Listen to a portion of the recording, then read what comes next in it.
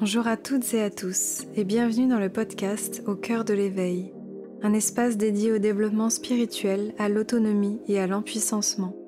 Je vous partage chaque semaine des interviews d'invités inspirants qui ont transformé leur vie, des guidances lunaires ainsi que des réflexions personnelles afin de vous inviter à vivre une vie alignée et centrée sur le cœur.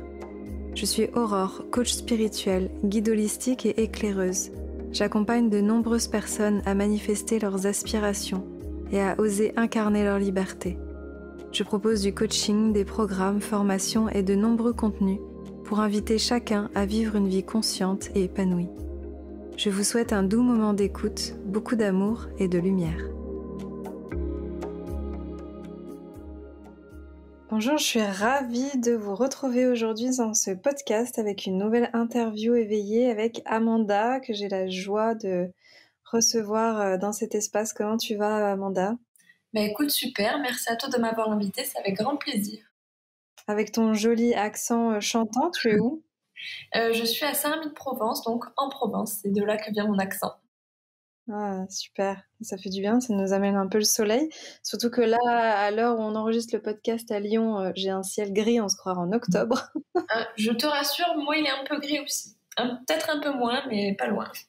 Je suis super heureuse de t'avoir dans le podcast aujourd'hui parce que on va pouvoir parler de créativité, d'art, de plein de choses, parce que c'est ce qui te caractérise pas mal. Et puis, voilà, je suis assez touchée aussi parce que c'est vrai que ça fait un moment qu'on se suit, je pense, mutuellement. Oui, c'est vrai.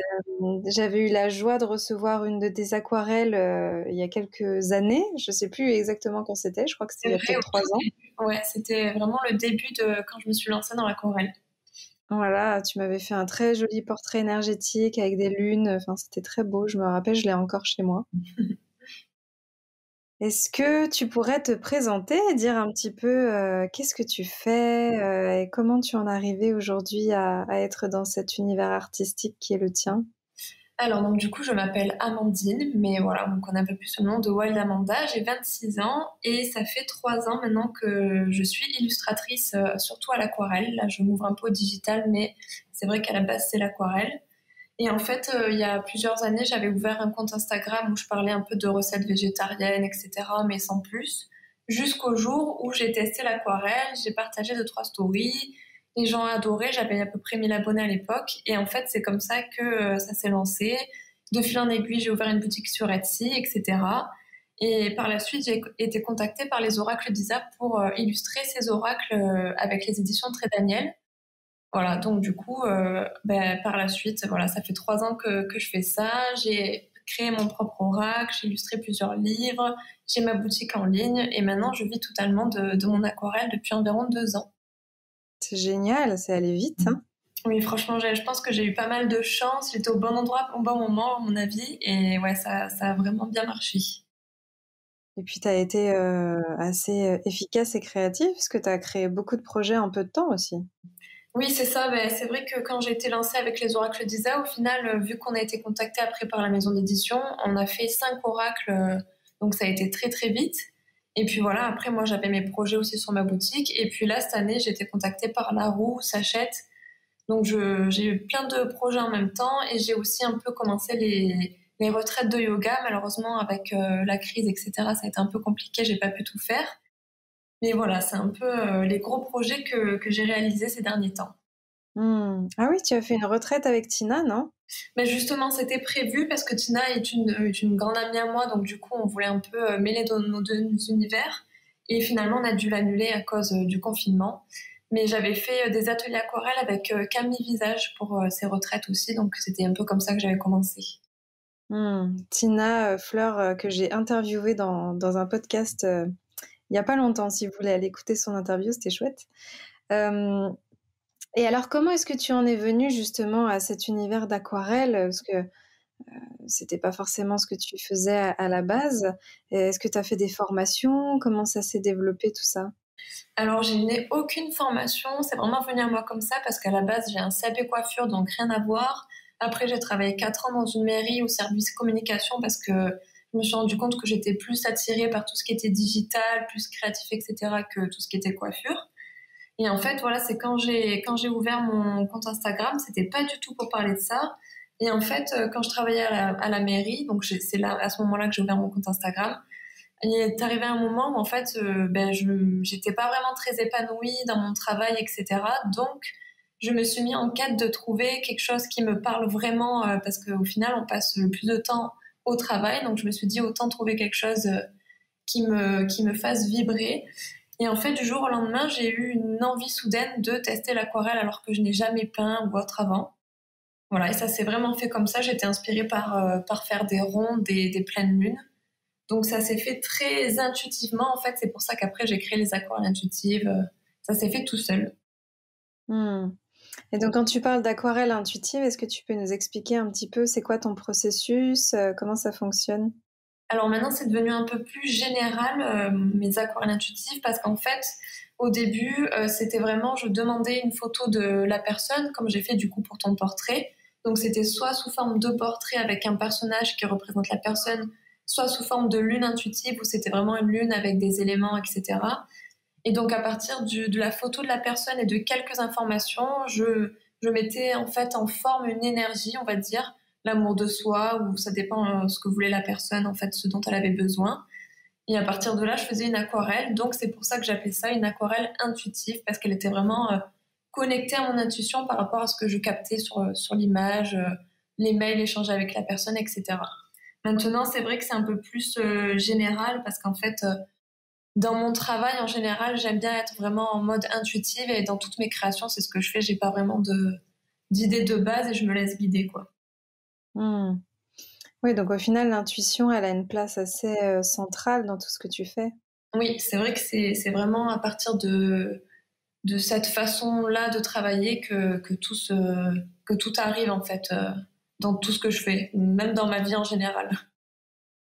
Et pourtant, c'est pas forcément des choses que tu as fait pareil en formation, c'est quelque chose que tu as juste développé naturellement comme ça. Oui, j'ai fait vraiment aucune formation, même si j'ai fait un peu des retraites de yoga, c'était vraiment très court et pas forcément axé sur tout ça. Mais après, c'est vrai que depuis petite, j'ai quand même une hypersensibilité, donc je pense que ça n'y est pas pour rien. Et en général, je mêle quand même un peu les deux. Mon hypersensibilité, c'est ce qui me permet aussi d'être vachement connectée aux émotions, etc. Donc, je pense que ça aide pas mal aussi. Hmm. Alors moi, je suis ravie que tu puisses partager ton parcours parce que je connais beaucoup d'artistes, voilà, qui rêvent de vivre de leur art et c'est pas toujours facile et il y a un peu cette croyance que c'est pas donné à tout le monde, que c'est pas à la portée de chacun. Qu'est-ce que tu auras envie de partager autour de ça, peut-être à toutes ces personnes qui eux aussi, voilà, sont dans le milieu artistique et auraient envie de vivre de leur passion. Est-ce que tu as des choses que tu aimerais partager autour de ça, des conseils? Ben, en fait, ce qui est bien, c'est que à notre époque, on a vachement l'aide des réseaux sociaux, etc. Enfin, en tout cas, moi, c'est comme ça que j'ai réussi à vivre de ça. Et c'est aussi comme ça que les maisons d'édition ont pu découvrir mon travail, parce que sur Instagram, c'est comme une galerie, en fait. On partage vraiment notre art et tout. Donc, je pense que si vraiment l'envie arrive, même si c'est un peu compliqué de se lancer, on peut avoir peur, etc. Au final, mettre des photos sur Instagram et parler un peu de ce qu'il y a derrière notre art, c'est assez simple et on prend pas trop de risques tant qu'on a un peu la sécurité peut-être de notre autre travail ou quoi à côté. Donc c'est vrai que ouais, le conseil que je donnerais, c'est vraiment de se lancer. Au pire, on échoue, mais on aura essayé, quoi. C'est ce que je dis vraiment à chaque fois. Mmh. Ouais, c'est vrai que Internet aujourd'hui, ça offre quand même un espace de partage qui est assez intéressant. Moi, je vois plein d'artistes qui partagent des choses sur Instagram, TikTok. C'est rigolo maintenant ce qu'on arrive à faire, quoi. Et ouais, c'est à portée de main en fait. Et du coup, c'est plus facile que quand on devait vraiment se faire connaître dans des expositions ou autres. Moi, j'ai jamais fait d'exposition et c'est vraiment tout en digital, quoi. Donc, c'est vraiment une occasion à prendre, on va dire. Hmm. Et parmi tous les projets que tu fais, est-ce qu'il y a des choses que tu aimes faire plus que d'autres?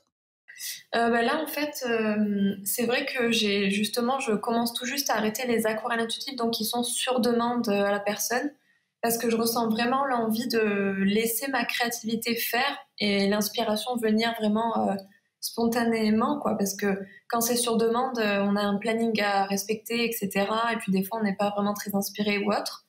Donc là, j'essaie vraiment de mettre en place pour l'année prochaine le fait d'avoir moins de restrictions et de laisser vraiment mon art vivre, on va dire, et être plus libre dans ma création. Donc après, à côté de ça, je travaille avec les maisons d'édition, donc j'ai souvent beaucoup d'illustrations à faire, etc. Donc voilà, trouver l'équilibre entre les demandes des maisons d'édition et autres, mais surtout mettre en avant ma liberté de création, être plus libre. Oui, t'ouvrir plus d'espace où tu peux simplement voir ce qui vient sans avoir d'objectif particulier, quoi. Ouais, exactement. C'est comme ça en fait que j'ai commencé, que je fonctionne un peu dans ma vie, etc. Vraiment laisser faire comme ça au gré des envies, etc. Donc j'aimerais vraiment le retrouver un peu plus maintenant que. Après c'est plus facile parce que maintenant je suis lancée en fait, donc j'ai moins d'obligations. Donc voilà, j'ai un peu la chance de pouvoir essayer en tout cas de mettre ça en place. Hmm. Tu as fait beaucoup d'aquarelles, etc., justement avec la lune. Est-ce que tu te sens particulièrement connectée à la lune, au cycle lunaire? C'est quelque chose qui est important pour toi? Alors en fait, j'ai un peu une relation, pas bizarre, mais c'est un peu une relation vraiment unique avec la lune parce que je suis pas vraiment connectée à tout ce qu'on dit à chaque fois sur la pleine lune, nouvelle lune, etc. Je suis pas vraiment de compte, etc. qui en parlent beaucoup. J'ai déjà lu des livres pour un peu mieux comprendre. Mais en fait, c'est un peu plus spontané, juste la forme de la lune, un peu l'énergie qu'on peut ressentir la nuit, etc. C'est ça qui m'inspire. Mais c'est vrai que je suis pas forcément toujours connectée à tel signe astrologique pour telle pleine lune, etc. C'est vraiment, en fait, c'est un peu comme tout, c'est à l'intuition. Donc c'est voilà, je suis connectée, mais à ma façon, on va dire. Tu t'es pas particulièrement intéressée à l'astrologie et à tout ça? Oui, exactement. Ouais, c'est vraiment un peu plus un côté peut-être esthétique ou quelque chose comme ça, quoi. Oui, bah c'est peut-être pas plus mal aussi que ça passe pas par la sphère intellectuelle à certains moments. Oui, c'est ça. Et c'est vrai que passé un moment, j'ai un peu plus essayé de m'y intéresser et j'avais peur justement que ça bloque un peu l'inspiration première. Donc voilà, c'est des fois je lis quelques infos, mais pas trop. Hmm. Est-ce que tu as la sensation parfois qu'à travers l'art, justement, on peut arriver à mettre en place des processus de guérison? Est-ce que tu as eu la sensation que ça a pu te faire passer par des espaces comme ça?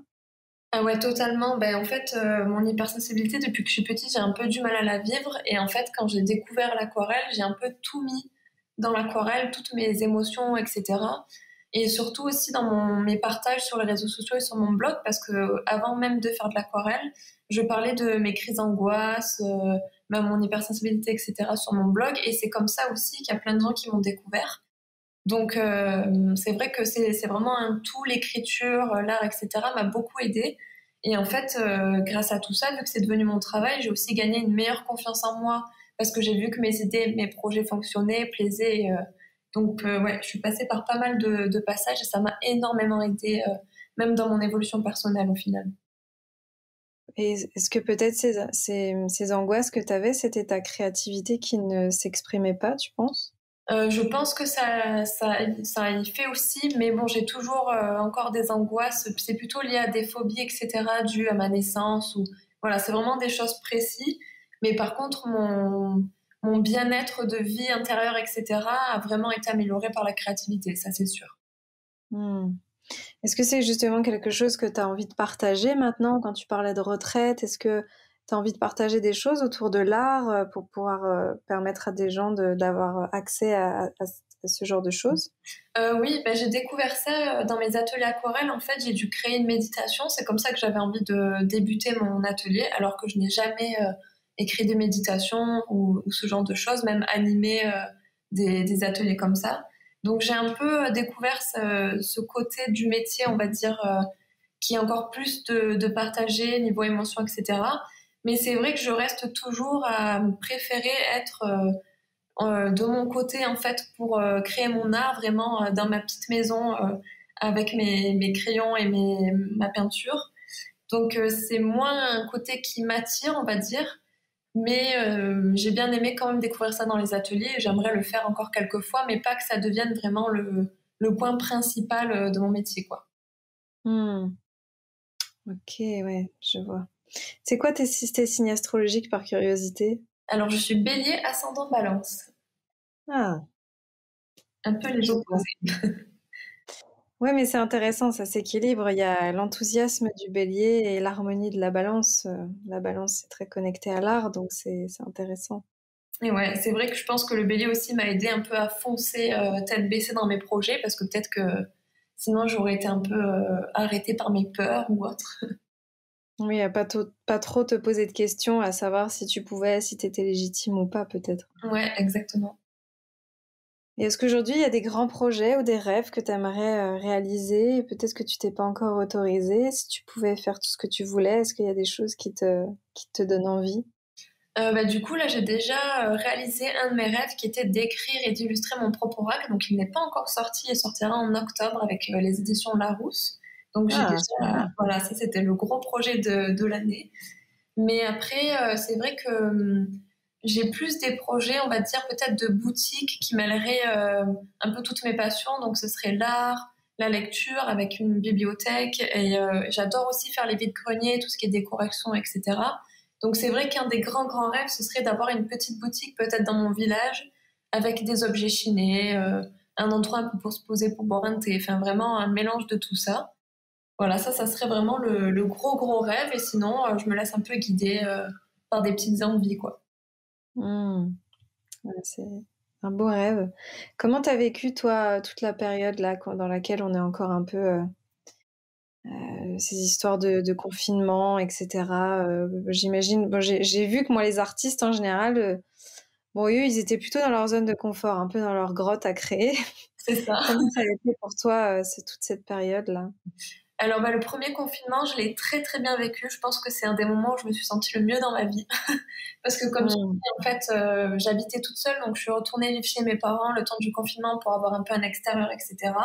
Donc, j'ai un peu retrouvé ce cocon, comme quand on est enfant, un peu rassurant, avec les parents. Enfin, vraiment, même si c'est un peu compliqué au début quand on est devenu indépendant d'y retourner, mais au final, c'était très agréable et justement, j'ai passé mon temps à créer. Et en fait, vu que j'avais plus de sorties, de rendez-vous, etc., j'étais totalement libre justement pour peindre même à 4 heures du matin si j'ai envie.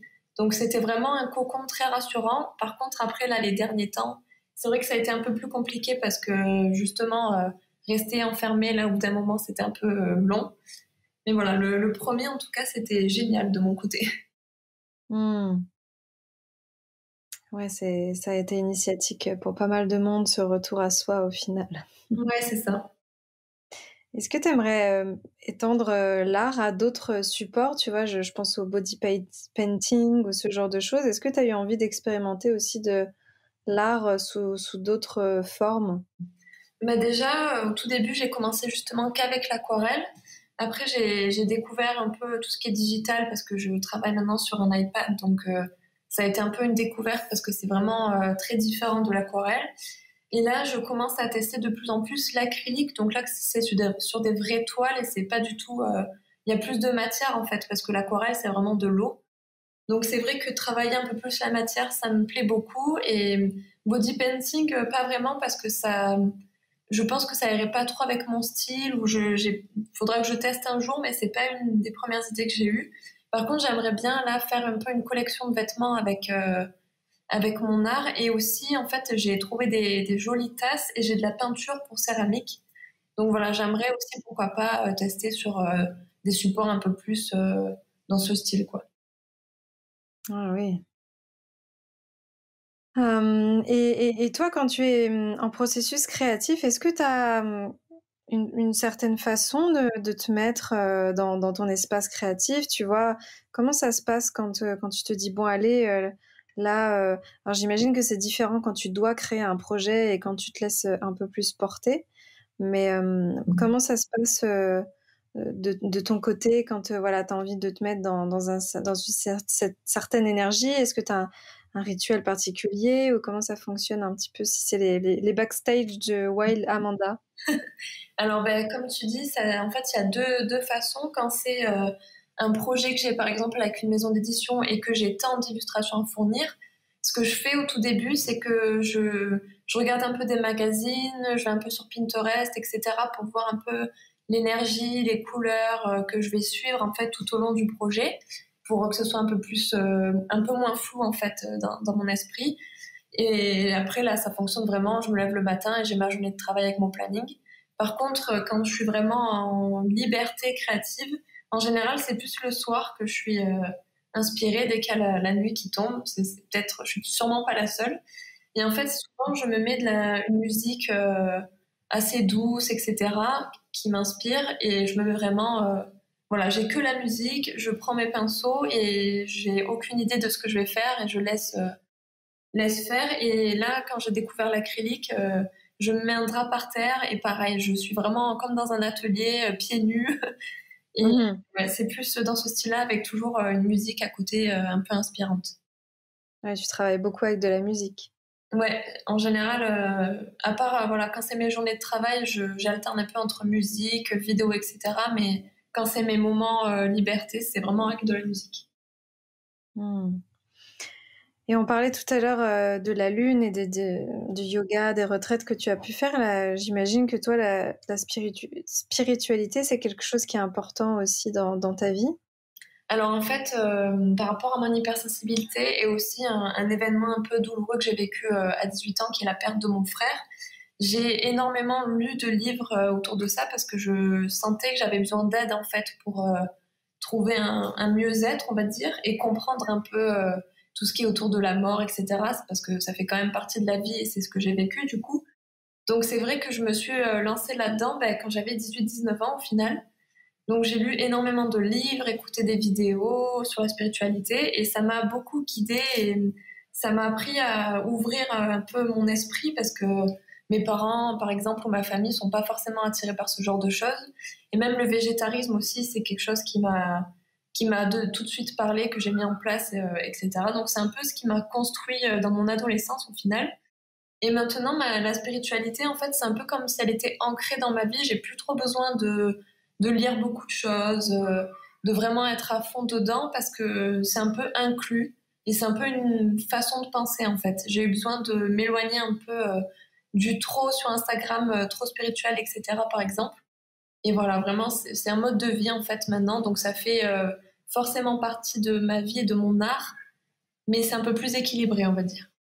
Hmm. Et du coup, oui, ça fait partie intégrante de ton quotidien. Mais moi, c'est aussi ça qui me parle et qui me plaît, le fait que la spiritualité, ce soit une partie incarnée de notre vie. Est-ce que, justement, toi, pour t'aider à t'accompagner quand tu es dans ces phases peut-être d'angoisse ou de peur, tu as réussi à avoir des choses qui te font du bien ou des pratiques qui t'aident particulièrement dans ton quotidien?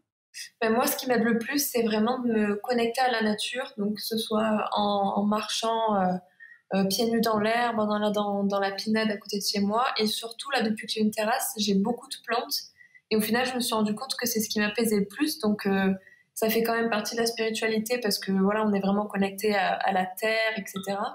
Donc je pense que c'est surtout ça, et après, j'essaie de mettre de plus en plus en place de la méditation, mais j'aimerais que ce soit en fait tous les matins, par exemple, voilà quelque chose de régulier. Et le yoga, malheureusement, je n'arrive pas encore à trouver le temps d'en faire beaucoup. Et voilà, c'est les trois choses qui m'aident énormément, surtout le côté nature, lâcher prise, musique. C'est surtout ça qui m'aide. Mmh. Est-ce que toi, tu es connectée un petit peu aux pierres ou pas du tout? Alors j'ai essayé, j'ai pas mal de pierres parce que niveau esthétique, je les trouve très très belles.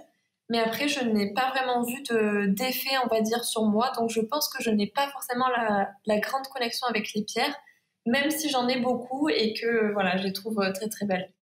Mmh.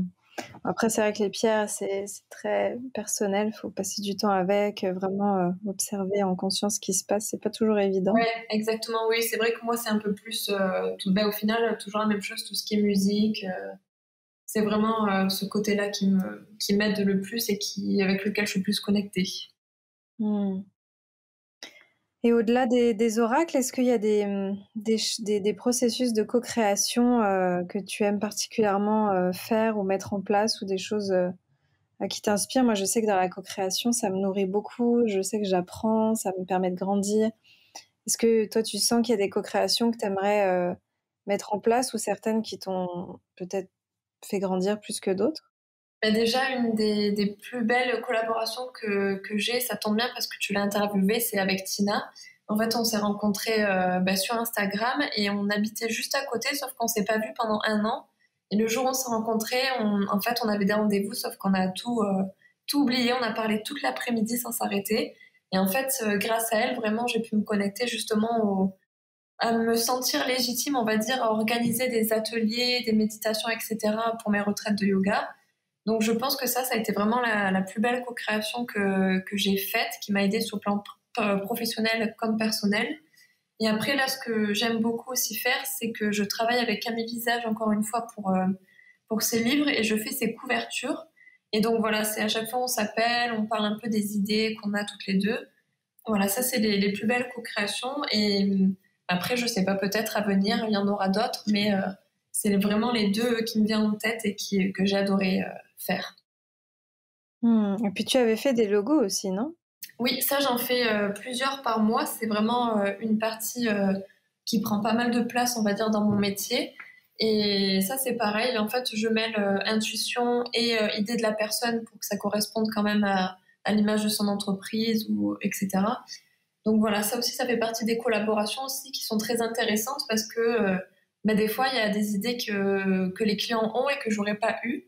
Et je suis parfois très euh, étonnée, on va dire, du rendu d'un côté positif en fait, parce que ça permet de découvrir de nouvelles choses, de nouvelles idées.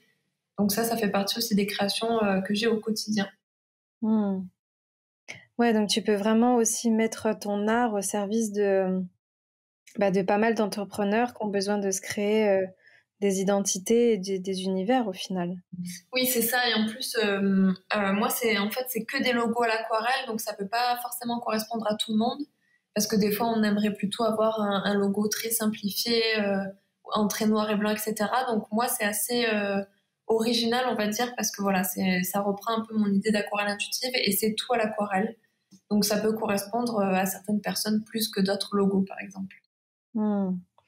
Et qu'est-ce que tu pourrais conseiller justement à des gens qui sont un peu perdus par rapport à leur identité? Alors, je sais pas si voilà, c'est quelque chose qui te parle, mais tu vois, moi, j'accompagne beaucoup de gens qui sont dans l'entrepreneuriat, dans le développement spirituel, etc. C'est pas toujours facile d'arriver à sentir c'est quoi notre identité, c'est quoi notre énergie, nos couleurs. Est-ce que toi, il y a des choses qui te viennent par rapport à ça que tu pourrais partager?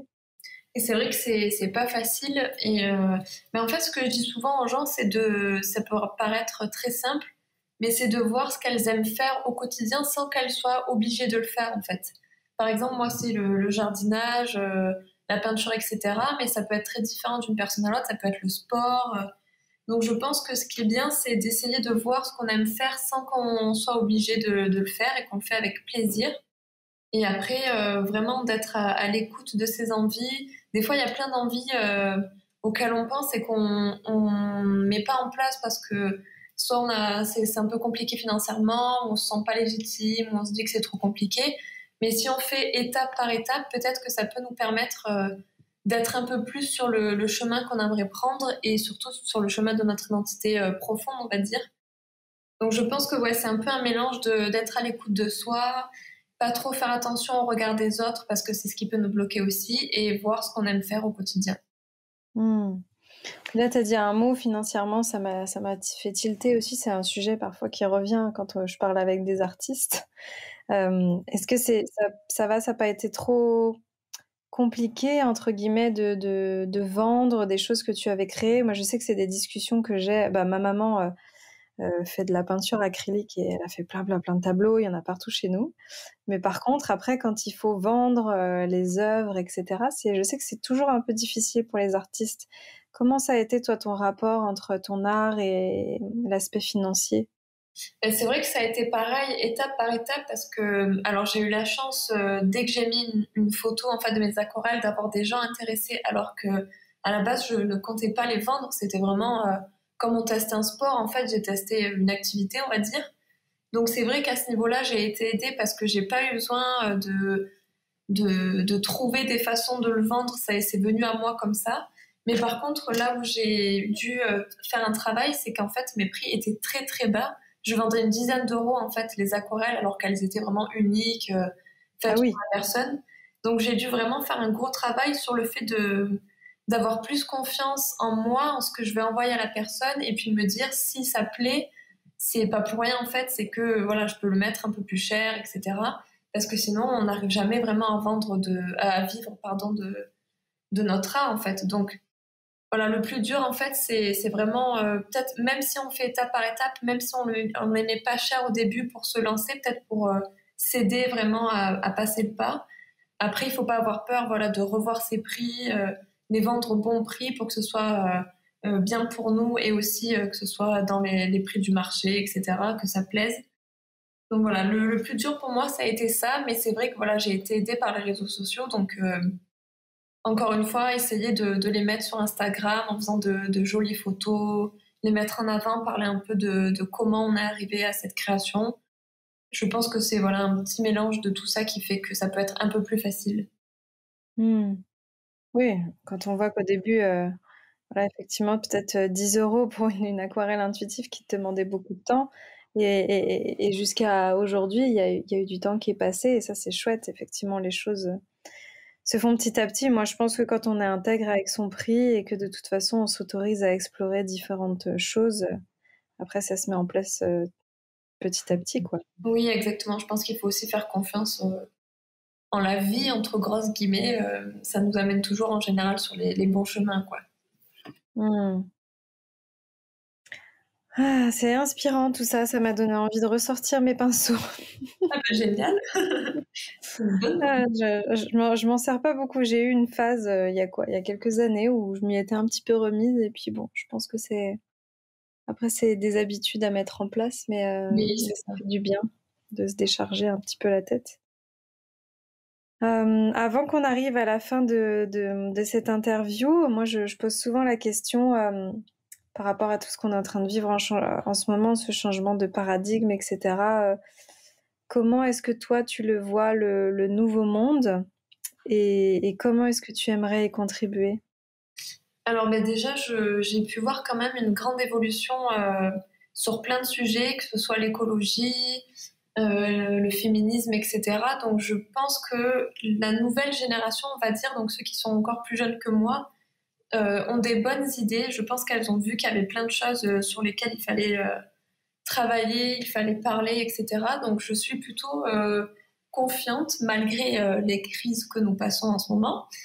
Et après, j'essaie au quotidien en fait de m'impliquer, surtout au niveau écologie, etc. Je fais attention à ce que je consomme parce que je pense que même si c'est des petits gestes, ça peut beaucoup aider. Et j'ai essayé un peu voilà, d'en parler à mes parents, etc., qui font aussi un peu leur part. Donc voilà, je pense que si on fait chacun un petit peu des petits efforts et surtout si on change un peu de façon de penser sur certains sujets, voilà, à mon avis, on arrivera à quelque chose d'assez bien. Donc, j'essaie au quotidien de partager cela. Et même par rapport à ce que je partage aussi sur mes réseaux sociaux, j'essaie toujours d'être un peu dans la bienveillance, le partage de mes idéaux, etc., si ça peut aider. Merci beaucoup en tout cas pour tout ça, et je suis sûre que tu vas continuer de nous ravir avec plein de belles choses. Est-ce que tu veux partager peut-être aux auditeurs, si on veut te retrouver, que ce soit sur les réseaux, un site internet, si tu as une actualité, voilà, c'est le moment de pouvoir partager tout ça à ceux qui nous écoutent. Alors du coup, vous pouvez me retrouver sur Instagram en tapant Wild Amanda, et mon site internet qui regroupe mon blog et ma boutique, c'est wildamanda.com, et c'est les deux endroits principaux où on peut me retrouver et où je partage tout. Ok. Eh ben, tu vois, il y a l'orage qui est en train d'accompagner la clôture de ce podcast. C'est le podcast sauvage, tu vois, Wild Amanda, et ben voilà, on a le wild orage à l'extérieur. Merci en tout cas d'avoir répondu à toutes ces questions, d'avoir partagé ton expérience. J'espère que ça va inspirer tout le monde à se connecter à son enfant intérieur, à sa muse, à son artiste. Et moi, je te souhaite plein de belles choses pour la suite. C'était une grande joie de pouvoir partager cette tranche de vie avec tout le monde. Merci beaucoup à toi pour l'invitation, c'est un honneur et un plaisir aussi pour moi de faire partie de ton joli podcast. Merci beaucoup, à bientôt. À bientôt.